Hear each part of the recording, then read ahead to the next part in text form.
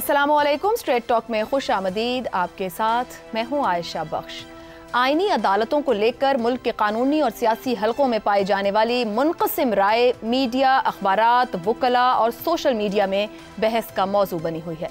आईनी अदालत के हक में जो लीडर कई दिनों से शदोमद के साथ आईनी अदालत के क़याम की हिमायत कर रहा है वो बिलावल भुट्टो जरदारी हैं। बिलावल भुट्टो ने आज भी बलोचिस्तान हाई कोर्ट बार से खिताब में आईनी अदालत के क़याम के हक में बहुत ही अहम आईनी, अदालती, कानूनी, सियासी और तारीखी दलाइल दिए।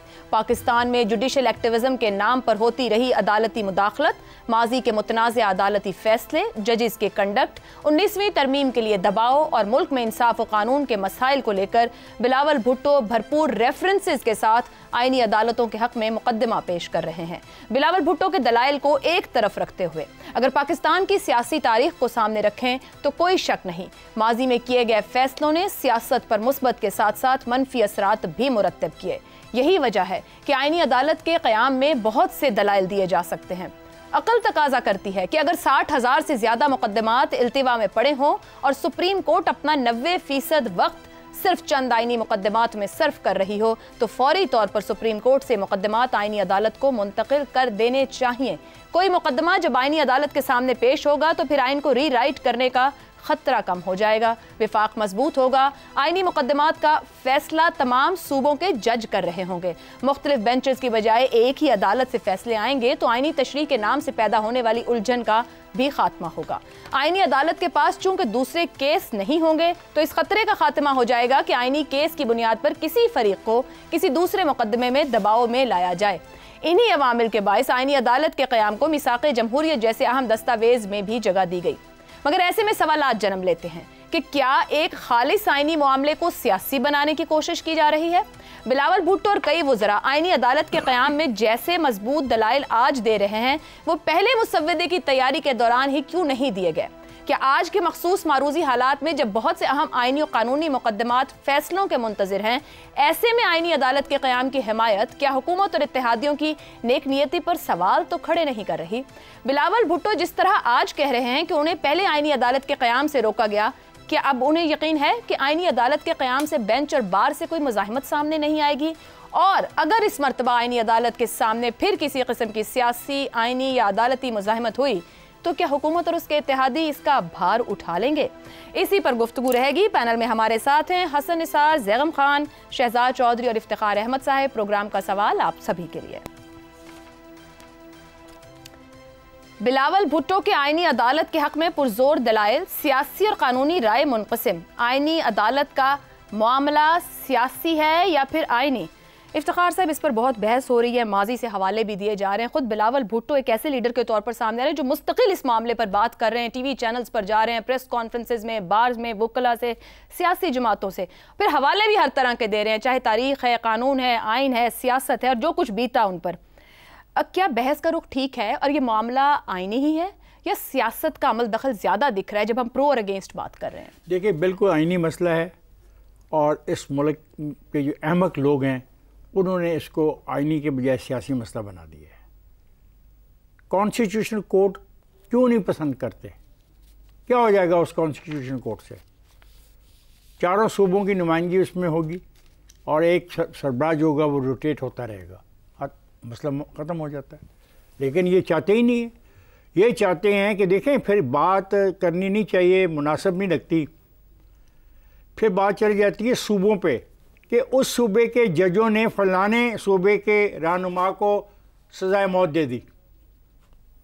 ये मुनासिब नहीं है कि हम इस डिबेट में अपने आप को उलझा लें, लेकिन हकीकत तो यही है। फिर कहा जाएगा कि एक सूबे के एक शहर के जजेस ने अपनी अदावतों की बिना के ऊपर एक आदमी को उस ओहदे से निकाल दिया और ऐसे से कवानीन ढूंढ के लाए जिनमें उस पर वक्त लगा। ये हैं वो मामलात जो मुसलसल होते चले आए। तो इसलिए आज जब आईनी अदालत की बात की जा रही है तो बहुत वज़न रखती है। पाकिस्तान एक फेडरेशन है और इस फेडरेशन के लिए एक आईनी अदालत जरूर। चलिए मैं डिबेट करता हूँ। हमारा पानी का इशू है, पानी की तकसीम का मामला बिगड़ता जाता है वक्त के साथ साथ, पानी कम होता जा रहा है, सूबों की ज़रूरियात बढ़ती जा रही हैं।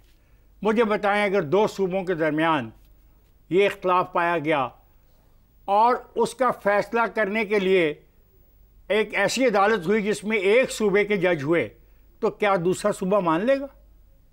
मानेंगे। और ये अहम चीज़ें हैं कि सूबाई मामलात अगर इस ये मुश्तरका मफादात की कौंसिल है, उसमें इश्यूज आते हैं, अगर वो इश्यू वहाँ पे रिजॉल्व नहीं होते तो उनको अदालतों में जाना है। तो फिर यहाँ पे आईनी अदालत की ज़रूरत है। और ये डिबेट अब मैंने आज शुरू की है। मैं चाहता हूँ ये डिबेट अब खुल के इस मुल्क में हो कि आईनी अदालत क्यों चाहते हैं हम। आईनी अदालत कोई अय्याशी नहीं है, आईनी अदालत ज़रूरत है वफाक की। और मैंने आपको मिसाल दी है और मैंने समझाने की कोशिश की है। मैं उस डिटेल में नहीं जाना चाहता, किसी को दुखी नहीं करना चाहता। इसे मुतवाज़ी सेटअप भी कहा जा रहा है, मुतवाज़ी सेटअप, पैरेलल सेटअप लाने की कोशिश। नो, जिस यानी ये खुद वो आप मतवाजी कह रहे हैं जहाँ पे सबकी नुमाइंदगी होगी और जहाँ पे सारों की नुमाइंदगी नहीं, वो मतवाजी है। वो मतवाजी है। इस बात की क्या श्योरिटी होगी कि उस अदालत से वैसे फैसले नहीं आएंगे जो कि माजी में जिस तरह के गैर आईनी फैसले? बिल्कुल आप गलत बात कर रहे हैं। देखें, सवाल कर रही हूं, गलत है ना, ये खेल खेली जा रही है ना। अगर 18वीं तरमीम के बारे में सवालात उठाए गए तो उस पर अगर बहस होगी, जिससे मैंने कहा सूबों के दरमियान पानी की तकसीम के मसला जैसे मामला आ सकते हैं, तो जब वो आएगा तो वो किस अदालत में जाएगा? फिर उसके लिए एक ऐसी अदालत हमें चाहिए जहाँ पे वफाक के तमाम नुमाइंदगान मौजूद हों और उनके तमाम जो जहन है वो मौजूद हों। वहाँ पे वो जहीन लोग बैठे हों जो वफाक को सामने रख के फैसले करें। इसलिए इसकी ज़्यादा ज़रूरत है। असल में लोग अपनी मुनापली नहीं छोड़ना चाह रहे। एक लिस्ट बनी हुई है कि इफ्तिखार अहमद के बाद रहीमुद्दीन आएगा, रहीमुद्दीन के बाद शहाबुद्दीन आएगा, शहाबुद्दीन के बाद गियासुद्दीन आएगा। इस लिस्ट को तोड़ने के लिए अब ज़रूरत पड़ गई है कि एक आईनी अदालत बने और ऐसे मसाइल अगर आएँ। और दूसरी बात आपने जो कहती हैं हज़ारों पेंडेंसी की वजह सिर्फ ये नहीं है कि आईनी अदालत आने से पेंडेंसी कम हो जाएगी। कुछ दोस्तों ने पिछली दफ़ा डिबेट में कहा, शहजाद साहब ने गालबन कहा, जनाब जब तक आप मजिस्ट्रेट की सतह से ये इंसाफ नहीं पहुंचाएंगे, अदालतों में जो मसाइल है उलझे रहेंगे, पेंडेंसी रहेगी। क्योंकि सारी पेंडेंसियां सुप्रीम कोर्ट में तो नहीं है ना। बिल्कुल ठीक। जब नीचे लाखों लोग जलील हो रहे हैं, लाखों लोग रोजाना वफाक की चारों इकाइयों की अदालतों में जाके जलील हो रहे हैं, उनको तभी इंसाफ मिल सकता है कि आहिस्ता आहिस्ता वहाँ भी लोड कम हो। और मैं तो कहता हूँ ज़्यादा मजिस्ट्रेट रखो, ज़्यादा सिविल जज रखो, ज़्यादा सेशन जज रखो, हाई कोर्टों में ज़्यादा लोग रखो, सुप्रीम कोर्ट में ज़्यादा लोग रखो, तो इसमें क्या बुरी बात नीचे की तरफ जाती नहीं ना, ऊपर ही अटक जाती है। नहीं अटकनी चाहिए। हमारा और आपका काम है कि हम इस पर डिबेट करें। बिल्कुल दुरुस्त कह रहे हैं, बिल्कुल दुरुस्त कह रहे हैं। रीस्ट्रक्चर की जरूरत है आपको पूरे। और रिफॉर्म, जब हम रिफॉर्म की बात करते हैं, रिफॉर्म बिल्डिंग्स के साथ नहीं होती। रिफॉर्म टाइपराइटर को रिप्लेस कर देना कंप्यूटर से नहीं है। रिफॉर्म है मैन पावर। दुरुस्त। क्या वो हम मैन पावर देने को तैयार है? क्या हम उस मैन पावर को ट्रेन कर रहे हैं? ये है वो बुनियादी सवाल जिन पे डिबेट अब खुल के होनी चाहिए। और मैं बिलावल के बिल्कुल साथ हूँ। बिलावल जो बात कर रहा है वाहिद लीडर है जो खुल के कुछ नहीं देख रहा कि उसका नफा है या नुकसान है, वो दुरुस्त बात कर। ठीक है हसन निसार साहब, क्या आईनी अदालत वाकई इस वक्त एक अहम जरूरत बन चुकी है गुज़िश्ता कुछ अरसे के मामलात को अगर देखें, या एक और आईनी मामले को सियासी किया जा रहा है? ज़रूरतें तो आपकी, उनका तो शुमार ही कोई नहीं है। किस चीज़ की इस मुल्क में कौन सी पॉजिटिव चीज़ है जो मौजूद है और आपको उसकी ज़रूरत नहीं है? ये क्या बात है? अच्छा बुरा सही गलत मेरे ओपिनियन में ये सानवी बात है। वो जो हमारे यहाँ कहते हैं ना, इन्नमल अमाल बिन्नियात, बड़ी विजडम है उसमें। अमाल का दारोमदार नीयतों पे होता है और हम बदनीयत लोग हैं। ये बात करने की हमें हिम्मत नहीं होती। मैंने अपने करियर के आगाज़ में बच्चों पे एक सर्वे कराया, बड़ा खौफनाक हक़ायक़ थे। पट्टों में क्या होता है तो भट्टों चट्टों ये वो फलां दुकानों मदरसों, ये बहुत खौफनाक। मैंने उसको उन्वान दिया, बच्चे कौम की अमानत और कौम बददियानत। तो ना ये सियासी है ना आईनी है, यहाँ सियासत वाकई सियासत और आइन वाकई आइन होता तो क्या आज पाकिस्तान और पाकिस्तान की रियाया, मुझे रियाया और शहरी की तमीज़ है, मैं जानबूझ कर रियाया का लफ्ज़ इस्तेमाल हुआ कि 77 साल बाद ये मुल्क यहाँ खड़ा होता। ये खिलवाड़ है। अब किसी के पीछे मोटिव्स की बाज़ औक़ात काम ठीक होता है, नीयत गलत होती है, वारदात होती है वो बहुत बड़ी। इसलिए मैं इस पर मुझे कोई दिलचस्पी नहीं है। मेरे पास मोटा दिमाग मेरा एक बात बताता है कि 77 साल के बाद ये इस्लामी जमहूरिया पाकिस्तान 2 लख्त होने के बाद खड़ा कहाँ है। मगर हसन निसार साहब, एक राय ये भी मौजूद है कि गुज़िश्ता कई दहाइयों से हमारी सियासत का रुख अदालती फैसलों की वजह से भी तय हो रहा है। हम किधर जाते हैं और कितना जाते हैं ये खुद पार्लियामान या फिर हुकूमती जमात तय नहीं कर पा रही होती।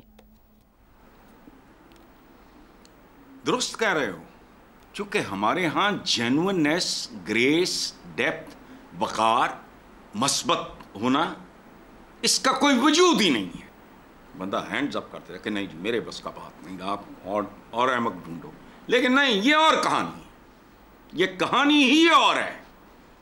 ये मुल्क रन हुआ ही नहीं, बना, टूटा, और उसके बाद वो की है। हमारे एक बुजुर्ग थे, बहुत मशहूर जर्नलिस्ट, उनकी किताब है, उन्होंने लुटन ते टुटन ली बने सी। ठीक है, बहुत बड़े जर्नलिस्ट थे अंग्रेजी के, भुट्टो के भी उनके साथ ताल्लुकात, अयूब खान के भी, या के भी, ये वो सारा उनकी भयानक किताब है। डे वन से ही है। उस ज़माने का एक जुमला है, ये वो सुन लें कि जब ये ईस्ट पाकिस्तान का वो जो सिलसिला इलेक्शन वगैरह हुआ तो एक मेरा ख्याल है ज़ैड सुलैरी साहब या इस तरह को बुज़ुर्ग बहुत सीनियर हमारे, उन्होंने उनको कहा, शाह जी को, सैयद शबीर हुसैन शाह उनका नाम है, जर्नलिस्ट, कि यार मुझे लग रहा है मुल्क नहीं, मैं पागल खाने में रह रहा हूँ। खुदा की कसम उठा के तो आज भी यही है। ये शौकत खानम वाली सड़क पे एक खड्डा, ये 15वां खड्डा है, गाड़ी गिर गई, बीच में मोटरसाइकिल गिर गए। मतलब छोड़ो, तमाशा है, हम ऐसी संजीदा सी बातें करके बैठ नहीं सर, अफसोस की बात है, आप 50-60 साल पुरानी बात बता रहे हैं, हम वहीं के वहीं हैं 50-60 साल बाद भी। मतलब है मेरे लिए तो शहजाद साहब, माजी में बहुत सी तरामीम की हिमायत की गई, वक्ती तौर पर फ़ायदा ज़रूर हुआ, मगर बाद में उस पर तहफ़्फ़ुज़ात तरामीम पर हमने देखे। और अगर हालिया मिसाल बात करें तो 19वीं तरमीम की है। क्या आज आईनी अदालत के क़याम के हक़ में जितनी बात की जा रही, जितनी ज़रूरत समझी जा रही है, कल को इसी के ख़िलाफ़ या इसी पर तहफ़्फ़ुज़ात उन्हीं लोगों के सामने नहीं आ जाएंगे आपके ख्याल में, जो आज बात कर रहे हैं इसके हक़ में? बिल्कुल सही बात कर रही हैं, और ऐसा होगा, और मैं वजह बताता हूँ क्या है। लेकिन उससे पहले मुझे ये कहने दीजिए कि कुछ हमाकतें ऐसी होती हैं जो मज़ीद करनी चाहिए।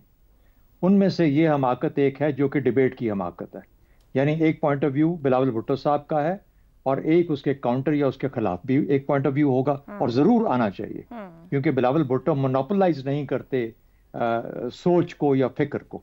इसलिए ये नहीं है कि हम सब सजदे में गिर जाएं जब बिलावल भुट्टो बोलना शुरू करें। मैं उसकी बात से बिल्कुल इत्तेफाक नहीं करता, और उसकी वजह आपको बता देता हूँ। वजह यह है कि बिलावल भुट्टो को थोड़ी देर के बाद जाग आई है। जब ये मामला सामने आ गया आईनी अदालत का और उसके ऊपर शोर उठा, तो उसके 2-3 दिन के बाद उनको ख्याल आया कि 2006 में मेरी वालदा ने एक मीसाक जमहूरियत किया था। उससे पहले ख्याल नहीं था।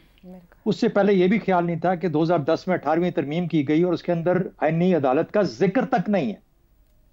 यह भी ख्याल नहीं किया कि 2008 के बाद, यानी 2006 को मीसाक जमहूरियत हुआ, 2008 में असेंबलियां बहाल हुई, 2008 से लेकर 24 तक 16 साल गुजर गए, किसी पार्लियामेंट के अंदर इसके ऊपर कोई डिबेट नहीं हुई, कोई आवाज नहीं उठी। इसलिए ये जो इब्न अल वक्ती और मौका परस्ती लगती है, इसके अंदर कोई जेन्युइननेस नजर नहीं आती। लगता है कि कुछ करना है उस आईनी अदालत के जरिए, इसलिए उसके ऊपर जोर और ये कहा जा रहा है कि उसका होना जरूरी है। ये वजह बनती है। पहली बात तो ये होगी। दूसरी बात, आईन 1973 में लिखा गया, बना दिया गया, पाकिस्तान की मुमलिकत का एक ढांचा उसके अंदर पेश कर दिया गया। मुमलिकत का ढांचा तब्दील हुए, मुमलिकत की बात कर रहा हूं, ढांचा तब्दील हुए बगैर आप उसके एक अहम सतून का ढांचा कैसे तब्दील कर सकते हैं? क्या चार्टर ऑफ डेमोक्रेसी आइन से ऊपर है, ज्यादा अहम है, या आइन ज्यादा अहम है? तो ये जो पार्लियामेंट, कोई भी जो आइन साज असेंबली नहीं है, उसके बाद की जितनी पार्लियामेंट है वो आइन को अमेंड तो कर सकती है, आइन को रीराइट नहीं कर सकती। और मेरे ख्याल में ये फर्क जरूर करना चाहिए कि रीराइट का मतलब होता है ढांचा तब्दील कर देना किसी चीज का। हाँ, जब मेरी पार्लियामेंट ये फैसला करेगी कि मैंने सूबों की साइज बदलने हैं, मैंने जो तरीका गवर्नेंस है जो वो उसको तब्दील करना है, उसके बाद फिर वो साथ ही साथ एक अदालती निज़ाम भी नया लेके आएगी, तो मैं कहूँगा कि हाँ, हमें अब रीराइट करना चाहिए कॉन्स्टिट्यूशन को, और मैं उसकी सपोर्ट में खड़ा हो जाऊंगा। लेकिन ये नहीं हो सकता कि ढांचा वही हो, लेकिन एक सतून जो है मैं उसका ढांचा, उसकी शक्ल तब्दील करने जा रहा हूं। दूसरी बात, जिक्र हुआ, आपने खुद जिक्र किया, यही सुप्रीम कोर्ट है ना जिसके अंदर हम कह रहे हैं कि उसमें से क्या फर्क पड़ता है अगर आईनी कोर्ट के अंदर 5 जज या 6 जज लग जाए और जाके। इंडिया की मिसाल हमारे सामने, 23 जज हैं या 34 हैं या 35, कितने सुप्रीम कोर्ट के जज हैं, उनमें से टॉप 5 तमाम आईनी और इस किस्म के मसाइल जो होते हैं उनको डील करते हैं। तो क्या वजह है कि हमारा सुप्रीम कोर्ट, जिसके हम जजों की तादाद बढ़ा भी सकते हैं और ये कह सकते हैं कि जब भी कोई आईनी मसला आएगा जो टॉप 5 जज होंगे वही इसको देखेंगे, या वही उनकी जिम्मेदारी होगी उन मामलों को देखना, ताकि बाकी कामों में फर्क ना पड़े। क्या वजह है? वजह समझ आती है कि जो चीफ जस्टिस आने वाला है इस सुप्रीम कोर्ट का, वो इतना आजाद मंश है कि उसके ऊपर कोई रिलायबिलिटी नहीं है, कि पता नहीं, अनप्रेडिक्टेबल, समझ नहीं आए किस तरफ कोई चल पड़े, क्या कह दे, किस किस्म का फैसला कर दे। गो कि उसके साथ पांच जज और भी बैठे होंगे, लेकिन ये है मसला जिसकी वजह से एक ऐसा फर्द वाहिद जो कि यकीनी तौर पर शॉर्ट टर्म के अंदर ऐसे फैसले कर देगा जिनकी आज जरूरत है। इसलिए इसके ऊपर सवाल उठ रहे हैं। इस नियत का जो जिसके ऊपर शकूक आते हैं उसके ऊपर सवाल उठ रहे हैं। तो ये मामलात हैं जो कि इस बड़े इशू के ऊपर जो कि इसको काउंटर करते हैं और ये कहते हैं कि इसके अंदर कुछ नियत का फर्क नजर आता है, वरना तो सुप्रीम कोर्ट के अंदर से 5 जज आप लगा सकते हैं जो कि इसको देख लें। ठीक हो गया। ज़ैगम साहब, शहजाद साहब ने बड़े वैलिड सवाल उठाए और बिलावल भुट्टो से सवालात हर जगह पर पूछे भी जा रहे हैं, वो इनका जवाब भी देते हैं। 18वीं की जगह 19वीं करने की कोशिश की, वो इसी मामले को कहते हैं कि हम ये सही करना चाह रहे थे, जुडिशल रिफॉर्म्स, हम पे दबाव डाला गया, हमें नहीं करने दिया गया। फिर वज़ीर आज़म जिस तरीके से गिलानी साहब, नवाज शरीफ साहब अदालतों के जरिए मामलात रहे, वो उसकी बात करते हैं। फिर वो कहते हैं कि पार्लियामान के इख्तियार को ले लिया जाता है, पार्लियामान अपने इख्तियार को एक्सरसाइज नहीं कर पाती है। फिर वो ये कहते हैं कि भाई आप आइन के ऊपर काम करने हक पार्लियामान के पास है और आपको सुनना पड़ेगा, मानना पड़ेगा इस बात को। आपके ख्याल में सही डायरेक्शन में, सही तौर पर वो आईनी अदालत को वकालत करते हुए आगे लेके जा रहे हैं? क्या उनको इसमें कामयाबी मिलेगी? मामला बहुत सियासत ज़दा हो चुका है, मुश्किल दिखता है। जी, वो दुरुस्त कह रहे हैं। अल्लाह का शुक्र है कि इस वक्त उन पर कोई दबाव नहीं, मुकम्मल आज़ाद हुकूमत है, तमाम अख्तियारात आईनी एंजॉय कर रहे हैं। अल्लाह का शुक्र है कि इस वक्त पाकिस्तान की पार्लियामेंट मुक़्तदर तरीन पार्लियामेंट है और जो करना चाहती है वो कर सकती है। देखिए, ऐसा लगता है कि छोटे जरदारी साहब ने अभी अभी पढ़ना सीखा है, कुछ चार्टर ऑफ डेमोक्रेसी पढ़ाया गया है और उसमें उन्होंने डिस्कवर की है आईनी अदालत, और वो मदरसे से बाहर निकल भागे हैं। आईनी अदालत कर रहे हैं, जैसे न्यूटन के सर पे सेब गिरा था और इनके सर के ऊपर जो है वो चार्टर ऑफ डेमोक्रेसी गिरा है। ये हमें बेवकूफ बना रहे हैं, या अपनी मासूमियत साबित कर रहे हैं, या अपनी इब्नुल वक्ती साबित कर रहे हैं, जो लफ्ज शहजाद साहब ने बड़ा दुरुस्त इस्तेमाल किया। 18 साल हो गए चार्टर ऑफ डेमोक्रेसी को, एक नस्ल गुजर गई, सियासी मंजर नामे बदल गए। अब आप माइनर प्लेयर हैं, अब आपको एक नया चार्टर ऑफ डेमोक्रेसी चाहिए। सबसे बड़ी पार्टी को निकालकर आप 18 साल पुराने चार्टर ऑफ डेमोक्रेसी पे अमल करेंगे कि ये हमारा चार्टर ऑफ डेमोक्रेसी था। भाई, अब आप कितने पाकिस्तान को रिप्रेजेंट करते हो? उस वक्त 2 पार्टी सिस्टम था मुल्क में, सब माइनर थे। आप माइनर हैं, आपको दूसरी साइड को साथ में शामिल करना है। अब एक पहले नया चार्टर ऑफ डेमोक्रेसी लाएं। और अहम बात यह है, जो ये कहते हैं बार बार कि ये मसला, वो मसला, कौन सा मसला है जो ये आईनी अदालत हल करेगी? बता तो दिया। भुट्टो का केस अगर आईनी अदालत बन जाती है तो क्या भुट्टो का केस इस वक्त आईनी अदालत में जाएगा? मुझे बता दीजिए, जो ये निजाम नया बंदोबस्त बता रहे हैं, क्या उस नए बंदोबस्त में एक कत्ल का केस, एक क्रिमिनल केस आईनी अदालत में जाएगा? वो तो सुप्रीम कोर्ट में जाएगा। आईनी अदालत का क्या ताल्लुक है भुट्टो जैसे केस से? जब डिक्टेटरशिप होगी, अथॉरिटेरियन सिस्टम होगा, सिस्टम को रिग किया जाएगा, तो बेकसूर फांसी भी चढ़ेंगे, जेल में भी जाएंगे, मारे भी खाएंगे, 144 भी लगेगी, उनको जूते भी पड़ेंगे, लाठियां भी पड़ेंगे। इसका क्या ताल्लुक है आईनी अदालत के साथ? केसेस बहुत हैं भाई, 82% केसेस जिले अदालत में हैं। चेंज करने से कोई दुनिया की ताकत आपको नहीं रोक रही। 15 साल से आप सिंध में हुक्मरान है, 10 साल ये भी गुजार गए, पीटीआई भी हुकूमत कर रही है एक सूबे में 15 साल से। किसने रोका है? जहां पे 82% 23 लाख केसेस हैं, उसको बदलने से किसने रोका है? 55,000 केसेस, और 55,000 केसेस कैसे साल हो जाएंगे? आप 2 लेयर्स जब लगा देंगे, आप जब मजीद कॉम्प्लिकेटेड कर देंगे, जब आप एक अलग जुरिस्डिक्शन की, आज ही वो मान रहे थे, वो कह रहे थे कि कॉमन लॉ में कहीं नहीं है, कॉमन लॉ कंट्रीज में सिवाय जनूबी अफ्रीका के किसी मुल्क में आईनी अदालत नहीं। आप दोहरा निजाम ले आएंगे तो क्या दोहरे निजाम से फास्ट हो जाएगा या स्लो हो जाएगा? फिर कहते हैं जी कि सियासी बहुत हैं अदालतें, और हल क्या है कि जरदारी साहब और मियां साहब एक नई अदालत बनाएंगे, उनके जजेस का तकर्रुर करेंगे, वो गैर सियासी हो जाएगी।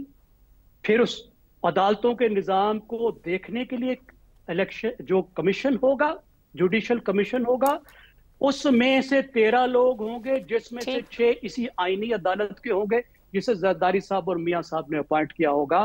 तो फिर सियासत से अदालतें जो है वो पाक हो जाएंगी। ठीक होगा। देखिए सादा सी बात है, ये फार्मूला है पाकिस्तान के बुनियादी आईनी स्ट्रक्चर को बर्बाद करने का। ठीक है, एक ब्रेक, जी एक ब्रेक लेते हैं, ब्रेक से वापस आएंगे तो गुफ्तगू आगे बढ़ाएंगे। प्रोग्राम में एक बार फिर खुशामदीद। इत्तलात के मुताबिक रावलपिंडी में एहतजाज मौखर करवाने पर बानी PTI party chairman barrister Gohar पर शदीद बरहम है। आजम सवाती से बातचीत करते हुए बानी पीटीआई ने बैरिस्टर गौहर को बुज़दिल आदमी करार दिया और उन्हें पार्टी चेयरमैनशिप से फारिग करने का इंदिया भी दिया। गुज़िश्ता रोज अपने एक तफसीली पैगाम में भी बानी पीटीआई ने जहां अपने एहतजाजी प्रोग्राम का रोड मैप दिया, वहीं अली अमीन गंडापुर को भी भरपूर तरीके से सराहा। ऐसे में सवाल जन्म ले रहा है कि बानी पीटीआई अब जिस तरह की एहतजाजी सियासत करना चाह रहे हैं, क्या इसमें बैरिस्टर गौहर अनफिट दिखाई देना शुरू हो गए हैं? बैरिस्टर गौहर को जब गुज़िश्ता साल दिसंबर में पीटीआई का चेयरमैन बनाया गया था, तो उस वक्त के मखसूस हालात में बैरिस्टर गौहर पीटीआई को रास आ रहे थे। पीटीआई के लीडर्स को मुकदमात और गिरफ्तारियों का सामना था। बानी की गैर मौजूदगी में अपने जाती एम्बिशंस को पीछे रखते हुए पार्टी को मुत्तहिद रखना था और सबसे बढ़कर फरवरी के इंतखाबात में हिस्सा लेना था।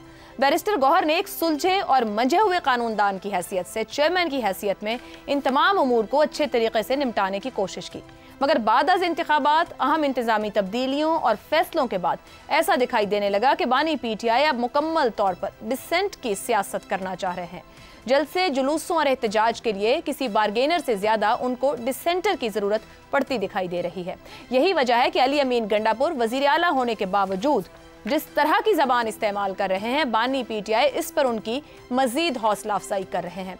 ऐसे में सवाल जन्म लेता है कि पीटीआई के चेयरमैनशिप के लिए बैरिस्टर गौहर की जगह क्या किसी हॉकिश को सामने लाया जाएगा?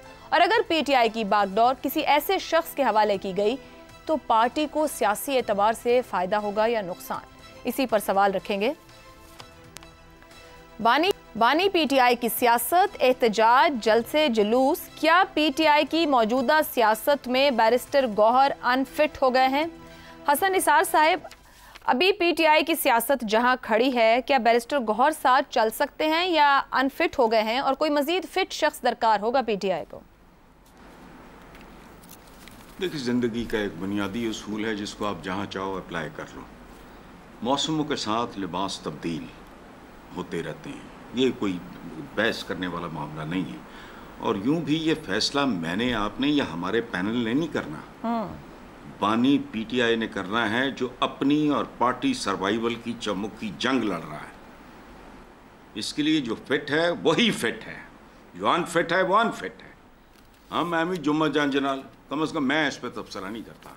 जो इतनी बड़ी जंग लड़ रहा है, जिसने इतनी बड़ी पार्टी खड़ी की है, He is the best man to decide who should be there when. मगर हसन निसार साहब, बहुत से ऐसे फैसले जिनका पीटीआई ने नुकसान उठाया है माजी में, अगर पंजाब की वजारत आला की बात की जाए, जिंदगी देखें यही सीख की बात है कि आज जो पीटीआई की सियासत है उसमें बैरिस्टर गौहर तरह का धीमा इंसान, बात को आगे ले जाने वाला, रास्ता निकालने वाला, या गंडापुर साहब की तरह का धमकाने वाला, चढ़ दौड़ने वाला पीटीआई को सूट क्या करेगा?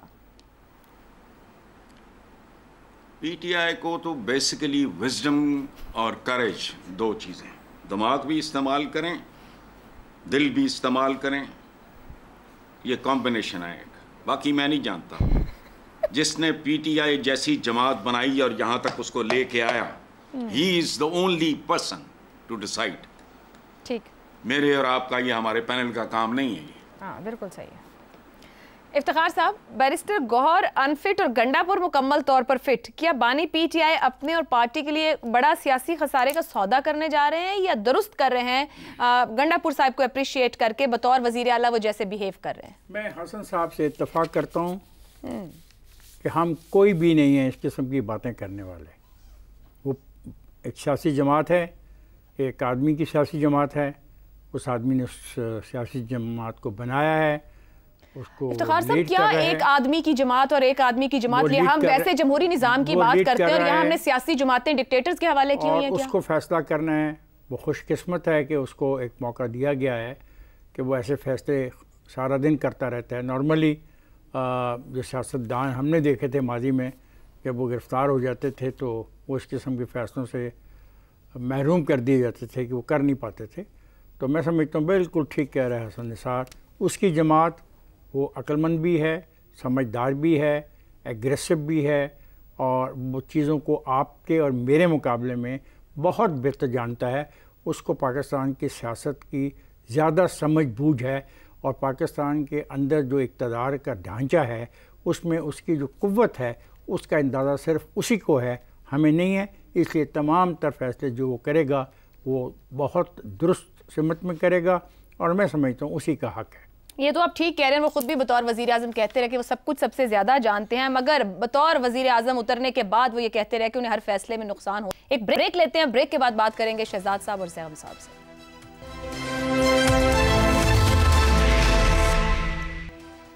प्रोग्राम के आखिरी हिस्से में एक बार फिर आपको खुशामदीद कहेंगे। ज़ैगम साहब, सियासी जमातें यकीनी तौर पर हालात व वाक़यात और जिस जगह खड़ी होती हैं उसको देखते हुए लीडर्स को सामने लाती हैं। पीपल्स पार्टी को ज़रूरत पड़ी तो अमीन फ़हीम साहब सामने रहे, मुस्लिम लीग नून को ज़रूरत पड़ी तो जावेद हाशमी साहब सामने रहे। पीटीआई मुश्किल में थी तो बैरिस्टर गौहर एक लीगल फेस के तौर पर थे, लेकिन वो फिर पार्टी चेयरमैन भी बने। इस वक्त आपके ख्याल में पीटीआई जहाँ खड़ी है, निकल आई उस दौर से इलेक्शन के बाद, अली अमीन गंडापुर जैसे लीडर बेहतर तौर पर संभाल पाएंगे? कोई और लीडर दरकार होगा पीटीआई को यहां से आगे लेके चलने के लिए जब तक बानी जेल में है? देखिए, पाकिस्तान में पार्टी जो है वो पार्टी मालिक की होती है।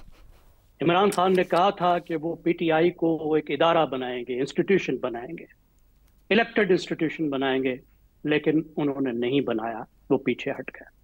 दूसरी जमातों का भी यही मामला है, और जब कोई लीडर अंदर होता है या बाहर होता है, जिस तरह पीपल्स पार्टी एक वक्त में थी, जिस तरीके से पाकिस्तान मुस्लिम लीग नवाज एक वक्त में थी, तो अपनी जगह उन्हें ऐसे बंदे को बिठाना होता है जो उनकी जगह पे काबिज भी ना हो जाए, उनके हुक्म की तामील भी करे, और जो वक्त की ज़रूरत है उसको भी पूरा करे। इमरान खान ने जो निज़ाम बनाया उसमें चेयरमैन के हवाले बहुत कम चीज़ें की गई, बहुत कम अख्तियार किया गया।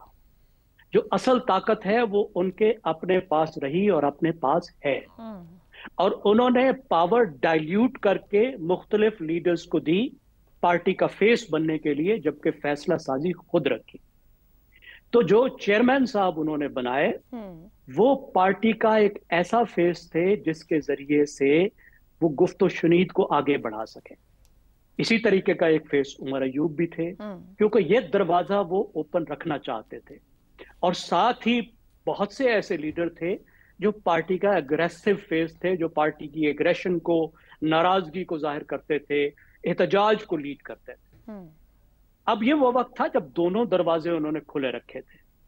इस वक्त वो कम से कम इस वक्त वो ऐलान कर चुके हैं कि वो मुसालियत का दरवाजा बंद कर चुके हैं, और वो एक एहतजाज की तरफ जी जाना चाह रहे हैं, जा रहे हैं। और अली अमीन गंडापुर ने तो वाज़े कह दिया कि इनकलाब का वो ऐलान कर रहे हैं। उन्होंने वायलेंट लैंग्वेज भी यूज की। उसमें ये लोग थोड़े से अब मिसफिट हैं। अब इनको क्या करना होगा, मेरा नहीं ख्याल कि इनको हटा दिया जाएगा और इस तरह के ओहदों पर भी अली अमीन गंडापुर जैसे लोग आ जाएंगे। सही।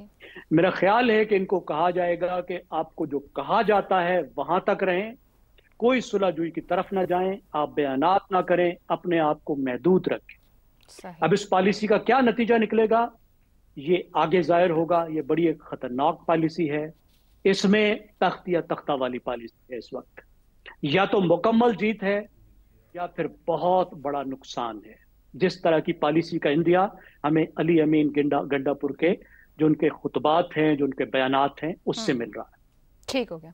शहजाद साहब, अगर यही कहा जाता है कि अपने आप को महदूद रखें और सिर्फ उतना ही कन्वे करें, बैरिस्टर गौहर वहीं रहते हैं, मगर मामलात फिर कोई हॉकिश लीडर लेके चलता है और बानी पीटीआई जो कहेंगे उसी तौर पर मामलात आगे बढ़ें, तो क्या नया चेयरमैन पार्टी को केपी से बाहर कंट्रोल करने में कामयाब हो पाएगा? देखिए, इस सारे अरसे में जब ये बानी पीटीआई जेल में है तो आपने दो लफ्ज इस्तेमाल किए ना। आपने कहा एक धीमा और एक ऐसा जो कि धमकाना जानता हो, यानी दो किस्म के मुख्तलिफ शख्सियात, दो अल्फाज आपने इस्तेमाल किए। तो दोनों ही तरह के अल्फाज लोग मौजूद थे इनके पास। धीमे भी थे और धमकाने वाले भी थे, लेकिन नताइज वही निकले जो कि अब तक निकले। इन नताइज के साथ कुछ असर होना होता तो हो चुका होता। तो जब असर नहीं हुआ तो कोई फर्क नहीं पड़ेगा कि सब के सब अनफिट नजर आएंगे या फिट नजर आएंगे, उससे फर्क नहीं पड़ता। जो बड़ी बात है वो ये है कि पार्टी के अंदर, बेशक हमारे यहाँ दस्तूर ऐसा ही है कि जो लीडर होता है उसी की पार्टी होती है और वही फैसले करता है। गालिबन सारी पॉलिटिकल पार्टीज इसी बुनियाद पे चलती हैं। लेकिन अगर किसी ने इसको ज्यादा जिंदगी देनी है अपनी सियासत को, तो एक सेकंड टियर जो लीडरशिप की है बहुत अहम होती है। उसको फलने फूलने देना चाहिए, उसको बनने देना चाहिए। गो कि इस शक्ल में पीटीआई के केस के अंदर जो सेकंड टियर थी, जो कि मैं शाह महमूद कुरैशी की शक्ल में देखता हूं, यानी अंदाजा लगाइए कि बानी पीटीआई जेल में भी होते लेकिन शाह महमूद कुरैशी बाहर होते आज, तो इस पार्टी की जो नौयत है, जो इसकी पोजीशन है, वो कितनी मुख्तलिफ होती मेरी नजर के अंदर, काफी मुख्तलिफ होती, बहुत मुख्तलिफ होती। लेकिन जब किसी ने बानी पीटीआई को वहां पे मुक़य्यद किया तो साथ ही जब इनको भी ले लिया, तो कोई बहुत समझ रखता था इस चीज की कि ये दो लोग अगर अंदर चले जाएंगे तो फिर ना सेकंड है, ना थर्ड है, ना फोर्थ है, उस किस्म की। यहाँ आम वर्कर हैं ये सब के सब, तो अनफिट भी नजर आएंगे और आपको कमजोर भी नजर आएंगे, क्योंकि वो इंतजामी सलाहियत जो कि किसी किस्म की मूवमेंट के लिए चाहिए होती है वो ये नहीं कर पाएंगे। ना इनकी वो अपील है, ना इनके अंदर वो ड्राइव है, ना ही वो ट्रिगर्स हैं जो कि इनको आगे लेकर चले जाएंगे। इसलिए चूंकि पार्टी की नौयत बहुत तब्दील हो गई है, लीडरशिप बहुत तब्दील हो गई है, तो मेरा नहीं ख्याल कि किसी आदमी के आने या जाने से कोई फर्क खास पड़ेगा। पार्टी की अपनी सियासत के लिए जरूरी है अलबत्ता कि ये सेकेंड टियर लीडरशिप की बहुत फिक्र करें और उसको प्रोटेक्ट करें, सेकेंड टियर लीडरशिप को। ठीक हो गया जी, आज के प्रोग्राम से इतना ही। इजाजत दीजिए, अल्लाह हाफ़िज़।